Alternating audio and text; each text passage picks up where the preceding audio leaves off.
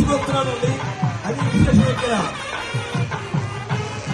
హనుమంతుడు స్వయంగా దండలను ముగ్గురికి కూడా 3 దండలు స్వయంగా తీసుకుని వస్తూ ఉన్నాడు.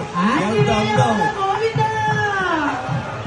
ఎంత ముచ్చట, ఎంత అందం, ఎంత ఆనందం.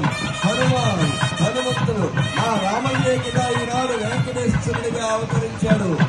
అదే రంగుతో, అదే రూపుతో ఆ స్వామి ఆనాటి ఆ అయోధ్య వాసుడే ఈనాడు వాడపల్లి వాసుడుగా విజయం చేశాడు. వారికి నేను స్వయంగా దండలు పట్టుకొచ్చిద్దామని ఇదిగో ముగ్గురికి 3 దండలు సమర్పించాడు స్వామి. అందరూ కూడా గట్టిగా చెప్పండి, ఆంజనేయ వరద గోవిందా.